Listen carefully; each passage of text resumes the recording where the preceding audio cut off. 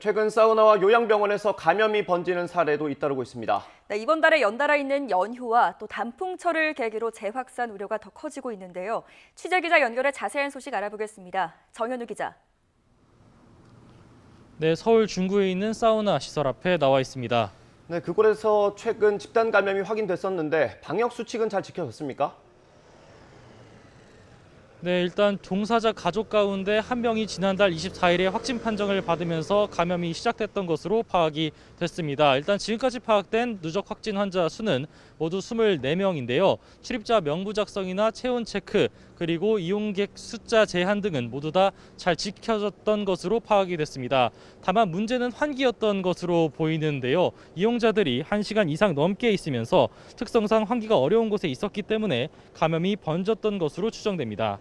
이용자와 직원을 대상으로 전수검사를 진행했고 시설은 다음 주까지 문을 닫게 됐습니다. 마찬가지로 집단 감염이 나온 경기도 구리시 소재 사우나에서도 어제 확진자가 1명 더 늘었습니다. 파악된 누적 확진자는 모두 21명입니다. 지난달 24일 방문객이 확진된 뒤 모두 1,500여 명에 대해 전수검사를 진행한 결과입니다. 큰 일교차에 기온도 점차 낮아짐에 따라 목욕시설 이용객도 늘면서 관련 감염 규모도 커질 게 걱정되기도 합니다. 이용 시 철저한 거리두기나 수칙 준수 등이 필요해 보입니다.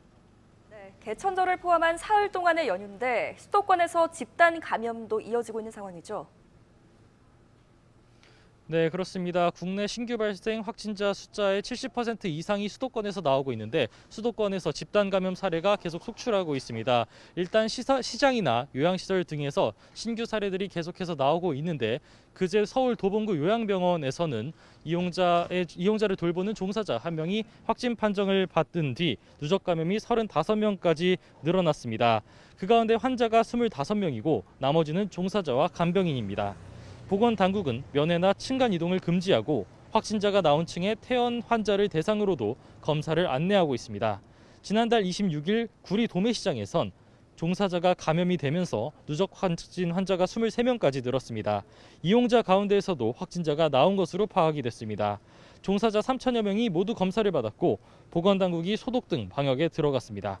서울 가락시장 관련 확진자는 감염 시작 2달 만에 800명대를 넘기는 등 기존 집단 감염도 규모를 불리고 있는 모양새입니다. 감염 경로를 알 수 없는 비율이 30% 후반대까지 올라간 뒤 좀처럼 내오지 않는 가운데 개천절을 낀 사흘 연휴를 맞이했습니다.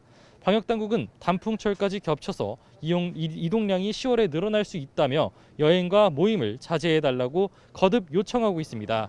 지금까지 서울 중구 사우나 앞에서 YTN 정현우입니다.